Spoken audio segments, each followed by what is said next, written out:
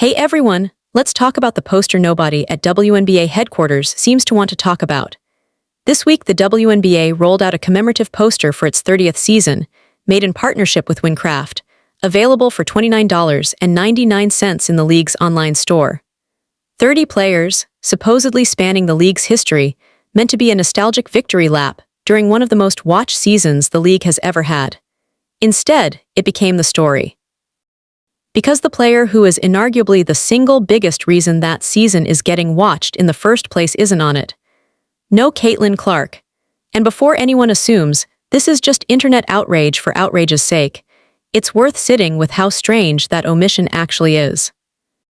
Clark just became the fastest player in WNBA history to reach certain rookie scoring and assist marks. She holds the league's single-season assist record, and her presence has been directly tied to attendance spikes, merchandise sales, and TV ratings that the league had never seen before. There's even a nickname for the effect now. If you're building a poster meant to sell the story of "look how far we've come," she is, by almost any measure, the story. So that's the setup. Now let's get into what's actually true, what's spin, and what's still genuinely unresolved, because this one has layers, and a few of them got flattened in the rush to find a villain. Who actually made the poster, and who's on it? The poster features around 30 names pulled from across 3 decades of the league. Some are obvious Hall of Fame caliber picks. Others are more current names, Angel Reese, Paige Buchers, Kelsey Plum among them. Indiana's representative on the poster is Sophie Cunningham, not Clark, not Aaliyah Boston, not Kelsey Mitchell, not Tamika Catchings. Here's the detail that got lost in a lot of the early outrage cycle, though. Clark wasn't the only notable absence. Diana Taurasi, 6 Olympic golds, 2 decades in the league, isn't on it. Neither are Sue Bird, Candace Parker, or Elena Delle Donne. Multiple outlets covering the story flagged the exact same list of missing legends. So whatever explains Clark's absence, it isn't a standalone story about just her. That matters, because it cuts against the simplest, angriest version of this narrative, the idea that this was a uniquely personal slight aimed at one player. If the commissioner's office wanted to specifically erase Clark and only Clark, you'd expect the rest of the poster to look like a normal, defensible best-of-the-league lineup. It doesn't. Several genuine legends are missing alongside her. The explanation nobody wanted to hear, so why was she actually left off? This is the part that didn't get nearly as much oxygen as the outrage did, but it's the most load-bearing fact in the whole story. According to sports business analyst Darren Rovell, the issue traces back to image rights licensing, not league animus. Rovell explained that Clark herself restricts use of her likeness to her own licensees, meaning a company like Nike, which signed her to a major endorsement deal, has rights to her name and number, but not necessarily broader image rights that a third-party merchandiser could use freely. Wincraft, the company that actually produced this poster, was reportedly not one of those approved licensees. Multiple outlets reporting on this matter pointed to the same explanation, that Clark does not allow non-licensees to use her likeness, and that Wincraft fell outside that approved circle, unlike Nike. If that's accurate, this isn't a league trying to bury its biggest star. It's a fairly mundane merchandise licensing snag, the kind that happens constantly with athletes who carefully control their image rights, which, for what it's worth, is generally treated as smart business by the athlete, not something done to them. Is that explanation airtight? Not fully. No formal statement from the WNBA or from Clark's camp confirming the licensing technicality directly has surfaced, but it's also not nothing. It's a documented, sourced explanation from someone who tracks sports business and merchandising for a living, and it lines up neatly with one other fact. Several other major names, Taurasi, Bird, Parker, Delle Donne, are also missing, and a likeness licensing snag is a far more boring, far more plausible reason for that pattern than the league is jealous of its own legends. Sophie Cunningham said something, just not quite what you might have heard. Indiana Fever guard Sophie Cunningham, who is on the poster, addressed the whole situation on her podcast, Show Me Something. And she did not play diplomat about it. Cunningham called the situation a joke, saying it's why the commissioner and the league were getting lit up on social media for leaving a generational talent, the best player to ever go to WNBA, off the poster. She went further, arguing the league should be doing more to promote its stars rather than spreading attention around more thinly. In her words, the poster spots should have gone to Clark, to Kelsey Mitchell, to Aaliyah Boston, Why are we putting random players on there? Before acknowledging, somewhat self-deprecatingly, I'm one of them. That's a genuinely candid, funny, very Sophie Cunningham thing to say, but it's worth being precise about it, because it's gotten paraphrased into something punchier than what she actually said. This wasn't "please take me off this poster." It was closer to, "I don't think I should have been prioritized over these other players, and the league should market its biggest names better." A real critique of the league's marketing instincts, not a request to be erased from her own recognition. The on-court stuff is a separate, and more serious, story. The poster wasn't happening in a vacuum. 3 days before it dropped, during a June 24th loss to the Phoenix Mercury, Clark went to the floor during a drive, and Mercury forward Alyssa Thomas made contact with her fist near Clark's throat while reaching for a loose ball. No foul was called in real time. The league reviewed the play afterward and issued Thomas a flagrant foul too, a 1-game suspension, and a $1,000 fine for recklessly making contact with her fist to the throat area of Caitlin Clark. Fever head coach Stephanie White was blunt about the officiating in the moment, calling the lack of a call absolutely egregious and utterly disrespectful, and saying the league has a generational talent and WNBA superstar who took cheap shots that went uncalled. Cunningham, on the same podcast, made clear that the bench didn't immediately retaliate because they genuinely didn't see it happen in real time. She said none of the team saw the throat contact occur, and that if they had, they would have stood up for Clark. She also didn't soften her broader point about how Clark gets treated physically on the floor, saying this kind of treatment happens to Clark every single game, and that the league and officials do essentially nothing to stop it, calling it targeting.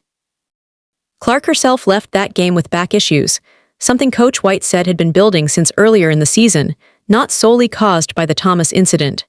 She was ruled out for the Fever's following game and isn't expected back until July 5th against Las Vegas. So, 2 real stories, tangled together by bad timing. One is a merchandise licensing snag with a fairly mundane explanation. The other is a legitimate, ongoing argument about whether officials are doing enough to protect the league's most physically targeted player, and that one has actual disciplinary action behind it, which makes it harder to wave away. So what's the actual read here?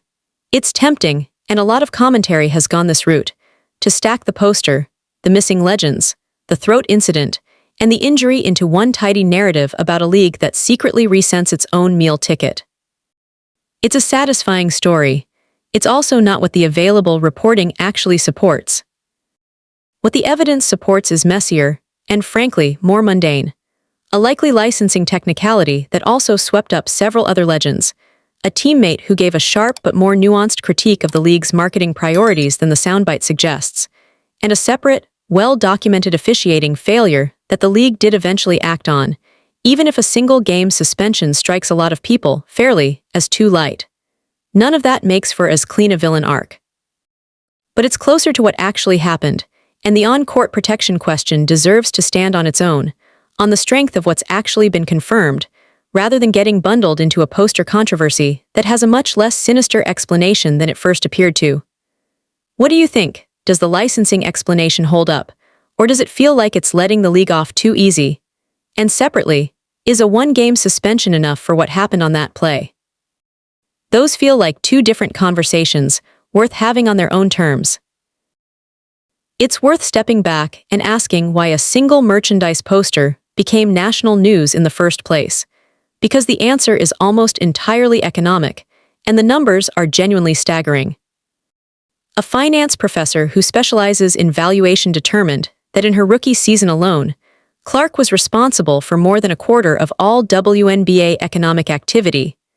Attendance, television, and merchandise combined, translating to an estimated economic impact in the tens of millions of dollars for Indianapolis alone. League-wide attendance jumped sharply the year she arrived.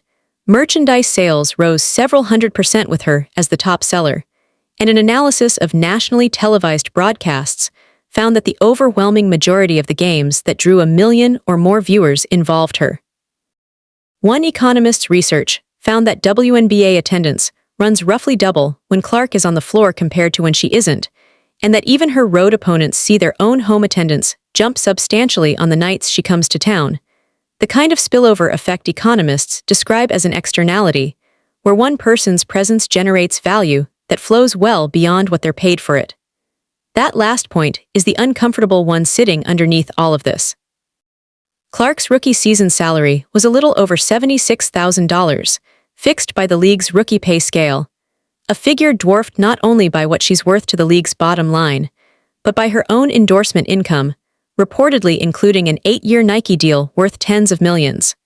Her agent told one outlet last year that it would be impossible to pay her what she's actually worth to the league under the current system. The Players' Union opted out of its collective bargaining agreement, specifically anticipating a new media rights windfall and renegotiating compensation in a way that reflects this kind of star-driven revenue growth has been one of the central tensions of the past 2 off-seasons. That's the backdrop that turns a poster into a flashpoint. When a player is, by independent economic analysis, responsible for something like a quarter to a third of a league's entire commercial activity, and that same player isn't pictured on a $30 commemorative product celebrating the league's history, the optics problem isn't really about the poster at all. It's about a public, visible reminder of how lopsided the relationship between this player's value and her formal recognition within league structures can look, fairly or not. 2026. Licensing explanation may well be the accurate one, but it's landing inside a much bigger, much more real conversation about whether the institutional side of the WNBA has fully caught up to what one player's presence has done to its business. So what's the actual read here? It's tempting, and a lot of commentary has gone this route, to stack the poster, the missing legends, the throat incident, and the injury into one tidy narrative about a league that secretly resents its own meal ticket. It's a satisfying story. It's also not what the available reporting actually supports. What the evidence supports is messier, and frankly, more mundane. A likely licensing technicality that also swept up several other legends.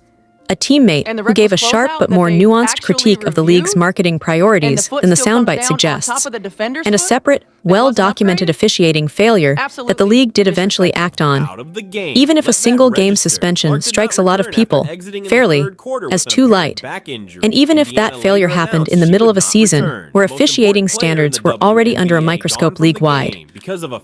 None of that makes for as clean a villain arc, but it's closer to what actually happened, and the on-court protection question deserves to stand on its own, on the strength of what's actually been confirmed, rather than getting bundled into a poster controversy that has a much less sinister explanation than it first appeared to. So you never miss a video.